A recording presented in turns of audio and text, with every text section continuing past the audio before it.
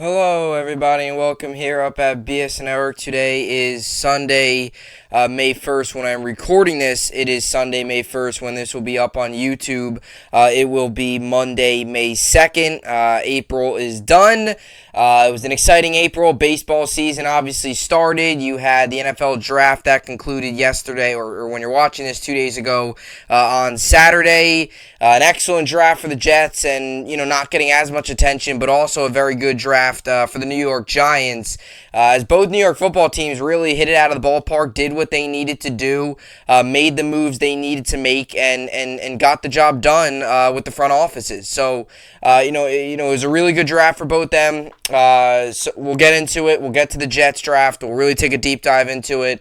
This is a pre-recorded episode. Like I said, I'm recording this on Sunday. This will be up on Monday, May 2nd. Just got done watching the Yankees beat the Royals 6-4, so that is 9 straight wins for the Yankees. Yankees improved to 16-6 on the season, and that is their 3rd straight series sweep as they sweep the Royals, and now they will head on the road again and head up to Toronto to play the Blue Jays. That will be a 3-game set in Toronto before having a day off on Friday and then getting back in action on Friday, or having a day off on Thursday. Then they'll host the Rangers at the ballpark for a weekend series Friday through Saturday coming up this later on this week. So Yankees win 9 straight. 16-6 on the season. Just got done with that game. That's why I did a perfect time. Obviously, did the Yankees game, watched that, and then now I'm gonna get ready for the Met game in a little bit, which I plan on doing the scorebook for the Met game as well. I did, obviously did scorebook for the Yankees game, so I plan on doing the scorebook for the Mets game as well. Get both New York baseball teams in a day. I also want to watch Max Scherzer because I have not seen him pitch yet. Live yet. I actually haven't. I mean, I've seen him pitch a ton live. But in the Mets, I've yet to see him pitch live yet. And the reason that is because most of the time when the Yankees are on, the Mets are on. And I'm obviously watching the Yankees over the Mets because the Yankees are my favorite team. So he's on tonight against the Phillies. Sunday Night Baseball. I want to watch that game. I'm pretty excited for it. Do we see another no-hitter from the Mets? Do we see Max Scherzer go out there and dominate? What do we see? It should be a good game. So just got done watching the Yankees. Rangers are getting ready for the postseason. A lot to get ready for. A lot to talk about today. Today's going to be one topic. Like I said, it's a pre-recorded episode, so I'm recording this. It's Sunday. When this is up on YouTube, it's going to be Monday, May 2nd. But we're going to start off today and talk about the Jets draft. I'm going to take a deep dive into their draft, talk about the pieces and why the New York Jets won the draft, and really why the New York Jets got a whole lot better, and why the path is really now, you can officially say it's crystal clear. And this team went from a 4-win team in this draft, and I really believe they come out of this draft as an 8-9 win team, and a team that's really going to compete this year. And I could give you many reasons why, but I'll start off with just the talent and where they were able to get that talent, and specifically the one side of the ball that they were able to get that talent on, and that is building around their quarterback, Zach Wilson. So I love the draft. It's officially concluded. We're going to recap it, talk about all the picks, and really exciting time to be a New York Jet fan. And like I said, we'll wrap things up with the New York Sports Update. Like I said, Yankees just got done. They win 6-4 against the Royals. Mets will be back and will be in action tonight. Rubber game of the 3-game set against the Phillies at Citi Field. And like I said, Yankees will be back in action tomorrow. When you're watching this today on Monday, along with the Mets, as the Mets will be playing. I believe the Mets start up a 3-game set at the stadium. At Citi Field against the Braves. So really exciting times for baseball in the New York area, because you got a 16-6 team and you got a 15-7 team. So a lot to like, and the Yankees right now have the best record in baseball. So if you're a Yankee fan right now, you gotta like what you're seeing, and you gotta feel really good about this team right now. So with all that being said, this is the BSN podcast, and let's get right into it. So the NFL draft has officially concluded on Saturday, with obviously the finishing of rounds 4 through 7. Round 1 was on Friday. Round 1 was on Thursday. Round 2 and 3 was on Friday. And obviously rounds 4 through 7 and Mr. Irrelevant pick, the final pick in the draft, was all on yesterday. So I was watching some of that. Saw the Jets' first 2 picks. Then, had it on, but I watched a little bit. Then, I was watching a little bit yesterday of the draft, kind of on and off, watching it, not watching it, watching it, not watching it. Day 4, it's 4 through 7. Jets obviously already made their picks. They already had their press conference, so the draft was already over for them. At that point, it was kind of just seeing, where all the rest of the dominoes fell, and, if you recognize any names that fall late, see any fallers, see any teams make interesting picks. So that's kind of what yesterday was all about. And that's the thing, like, the final day is always interesting because it's like, it's rounds 4 through 7, but you always try to pick out that one guy that you're like, he might be able to be that next, like, big-time player to come out. Because you sometimes see those late 5th, 6th-round players that become studs. I mean, look at Aaron Jones, right? I believe he was, a 5th-round pick? Look at him. He's one of the best running backs in the league. I mean, Tom Brady's obviously the prime example. 6th-round pick was, 199, and he's the greatest quarterback of all time. So, you always look for those picks, and you always look for those guys that possibility could be the next, 5th round, just guy that just got taken in the 6th round and turns into this, GOAT, or turns into this awesome Pro Bowl player. But the New York Jets, to really take a deep dive into the Jets, hammered this draft and dominated this draft. Did everything right in this draft. Got an A+ in this draft. I mean, the New York Jets, to put it in the most simplest terms, won this draft. Out of all 32 of the NFL teams, the Jets won it, and the 31 other teams came in second. That's how I see it. Because the New York Jets completely dominated and did everything they needed to do from pick 1 all the way through pick 117. And this draft, I truly believe, when we look back on this, could be the turning point in the Jets franchise. Because the amount of talent that the Jets were able to get in this draft, the amount of talent and the amount of talent they were able to get at certain picks. I mean, the fact that they were able to get Breece Hall at number 36 when they were trying to trade up for him in the first round on day 1. The fact that they were thinking about trading back for him and getting him in day 1. The fact that they were able to get Jeremy Rucker, another tight end. So the Jets tight end position goes from really nothing last year with Dan Brown and Ryan Griffin and Nick Bawden to now CJ Uzomah, Tyler Conklin, and Jeremy Rucker, 3 very good tight ends. And the one big takeaway I think I take away from this draft is how the Jets built around Zach Wilson. And if you look at the roster difference from Sam Darnold's second year to Zach Wilson's second year, it's unbelievable. The difference in talent that the Jets are giving Zach Wilson to the difference in talent the Jets gave Sam Darnold is astonishing. And it just shows you how good Joe Douglas is as a GM, how much better this coaching staff is, because it's clear and obvious guys want to come play here, and how much smarter these picks are. They're not just going out there and taking guys just to take them. These picks are truly being taken for a purpose. Building around your future quarterback, building around your franchise guys, because we don't want to have that conversation in the next 2 years whether or not Zach Wilson should be brought back for his 4th season or we should let him go and draft somebody. That's not the conversation we want. I'd rather have a conversation in the next 2 years about whether or not to extend Zach Wilson. Not even that. The conversation we'd rather be having in 2 years is, how much money do you give Zach Wilson? Meaning he's playing well, and do you make him the highest paid quarterback? That's the conversation we want to have. We don't want to have the conversation of, are we going to bring him back? What are you going to do? Do you sign somebody, bringing him in as quarterback competition? No. In the next 2 to 3 years, we want Zach Wilson to be great, and we want to be talking about Zach Wilson's next big contract. That's what we want to be talking about. We also want to be talking about some Jets winning some playoff games and the Jets being a legit team in the league and not a laughingstock that they've been for a long time. And I really believe when you look at this roster and you look at what the Jets have done over the past 3 days, starting on Thursday with Sauce Gardner and ending with Michael Clemens on Saturday, they took this roster and they completely transformed it. And I really think this roster went from a 4-win roster to an 8-9 win roster, and a roster that I believe plays meaningful games this year in December. And I know it's May 1st. I get it, it's early. I understand that. But the expectations got to be to compete for a wild card spot. It's got to be to compete and be playing meaningful games in December. welcome division opponents in the month of December. We're playing cold games at MetLife and that stadium's roaring. That's what we want. That's New York Jet football. And I really believe what Joe Douglas and his staff and the brilliance that they just were brilliant this draft.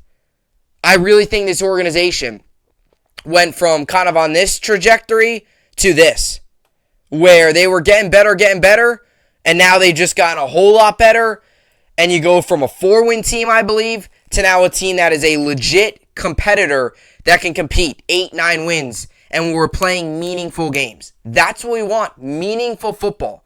The Jets have not had meaningful football in over a decade. We want meaningful football. I guess you could say the last real meaningful football the Jets played was 2015, was the first year with Todd Bowles. When we went into the final week of the season, win we were in, lose, and with the Steelers winning we out. We obviously lost, Steelers beat the Browns, Steelers were in, blah, blah, blah, so on and so forth. Jets missed the postseason, and obviously haven't gotten any better since that.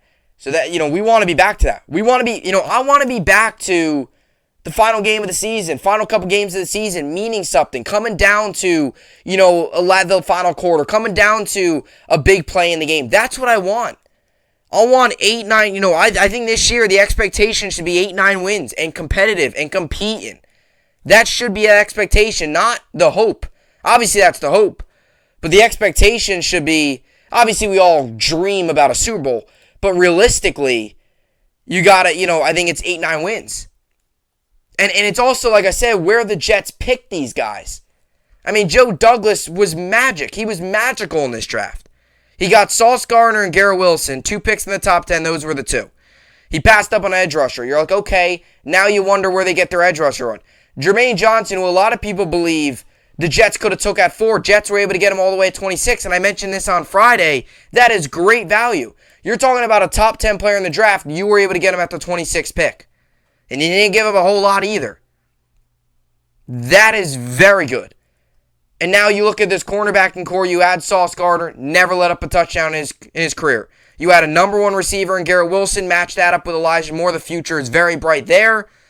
Jermaine Johnson, now you pair him with Carl Lawson on the edge. All of a sudden, the Jets have 2 legit pass rushers. Something we have not had in a very long time. And the Jets got a number 1 corner, something they haven't had since Darrelle Revis. You get Breece Hall, and oh wow, look now, Jets have 2 legit young running backs. Michael Carter had a great year last year, and Breece Hall, who scored 20 touchdowns last year for Iowa State in the Big 12. So I loved every second of that draft. I think the Jets got a lot better. I think the Jets are the most improved team coming out of the draft. And maybe you could say, okay, well, they had a lot of needs to fill, and they filled those needs. Not all the other teams had major needs, but the Jets they filled their needs. Edge was a need, they got an edge. Receiver was a need, they got a receiver. Running back and tight end weren't so much needs, but to add depth and add pieces there, I mean, you have a 1-2 punch at running back now, and that's a legit 1-2 punch. I mean, there's a lot of good teams out there. If you can get a 1-2 punch at running back, that is special. And the Jets have that now. And at tight end, you went from having really no tight ends forever to now having 3 solidified, really good tight ends, with Uzama obviously leading the way and Conklin and Ruckert following behind. So, and it was clear. Unlike past regimens, it was clear that Douglas and Saleh in this front office and the organization as a whole, it's clear they have set out for one main thing, and that is build around their quarterback and lift him up and do whatever they can to make sure that they're getting the best out of Zach Wilson every Sunday. Because at the end of the day, it comes down to the performance of the quarterback. And the quarterback's not going to perform unless he has talent. Zach Wilson now has talent. He's got to perform. And you got to feel good about where the Jets are headed and where specifically the offense is headed, led by Zach Wilson, now that he has really solid pieces around him. A nice O-line, got 3 good receivers, got 2 running backs that can just be a force, finally has a good tight end group. I mean, the Jets got a lot better, and it's a very exciting time. And They addressed defense too. They got their number one corner. They got an edge rusher. They didn't take a linebacker, but they did have some other young linebackers like Nazrul Dean. They have Mosley now, who had a very good year last year. You see if you maybe go out and sign a guy like a Quan Alexander, somebody like that. We'll see how that all plays out. But the linebacker core wasn't a major need. And the Jets, they also have some young pieces there already, so obviously they believe in the young pieces that they have in place. So, I really like it. And Jeremy Rucker. And the Jets, the big thing too is you talk about value, you talk about talent. The Jets got that. I mean, they got the number one cornerback in the draft, they got the number one receiver in the draft, and they got the number one running back in the draft. That's really what a lot of people think. You don't get that too often. You don't get the number one player from three positions very often in an NFL draft. You probably got the third best edge, which is really good. Hutchinson and Thibodeau are probably ahead of Jermaine Johnson. You got the third best edge, and you got him at number 26. That's pretty crazy. You got the best tight end in the draft, and you added some offensive line and some edge depth with Michael Clemens and Max Mitchell later on with picks 111 and 117. So, I can't tell you how excited I am for rookie minicamp to start, because I just want to see Sauce and Garrett Wilson against each other. That's going to be fun. Those are going to be fun. I can't wait for the storylines to come out about those battles. Because number one, you're going to have, obviously, it's going to be a storyline of Garrett Wilson, what him and Zach Wilson look like. Number two, storylines are going to come out about Sauce and how he's playing, how he's working with the defense, does he look legit? Obviously that. Then the other storylines are going to be how they're going against each other and who's winning the battles. And then you're going to have the Zach Wilson storylines about, Zach Wilson threw a pick to Sauce Gardner. Zach Wilson, is throwing dimes to Garrett Wilson and all that stuff. You always get all those mixed reports about this and that and how this is good, how this is bad. And it's like, look, iron sharpens iron. And I really am excited for those training camp battles to see Garrett Wilson and Sauce Gardner against each other. Two young guys, the first two picks in the draft for the Jets. Two guys that, have high expectations on both of them. And I feel like if they come up together, they work together, they're against each other, they compete with each other, that's only going to make both of them better. And once you get to the season, it's time to soar. And those are going to be fun. Those are going to be fun matchups to watch. Those are going to be exciting times to watch come training camp. And obviously, rookie minicamp is right around the corner. I want to see, when is rookie minicamp? NFL rookie minicamp, they start on, so the NFL rookie minicamp, let's see, so, late May, I want to see, I don't know exactly when rookie minicamp starts, I want to say it's something around here. So,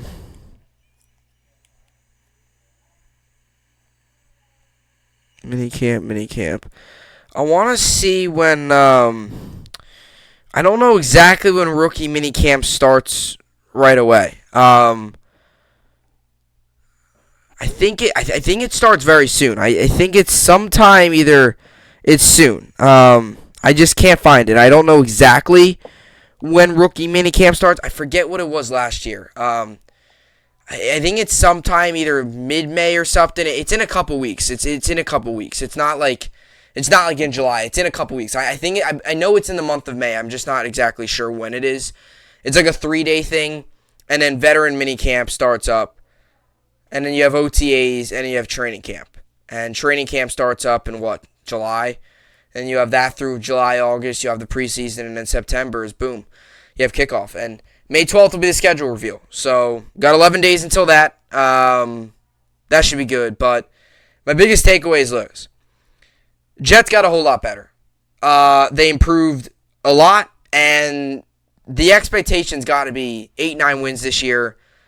Compete for a wild card. And play meaningful football games. And play meaningful football games in December. That's got to be the expectation for the New York Jets.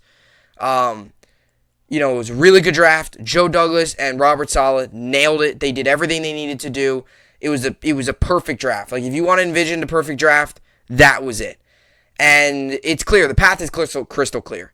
They clearly share the same vision. And finally, the Jets are in good hands. You got a legit GM. You got a legit head coach.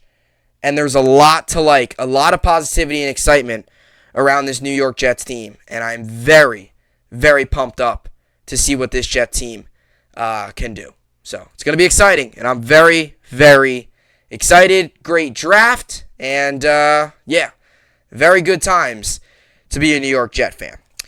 Alrighty, so very exciting times, good times to be a Jet fan, along with the Yankees, which we'll get to them in a second here. So, just so excited, really excited, super pumped, very exciting, and very exciting time to be a New York Jet fan. Alrighty, so let's get to the New York sports update here. So basketball today, you had the Warriors Grizzlies. That's happening right now. Looks like Warriors are winning 103-93. Bucks shut down the Celtics 101-89.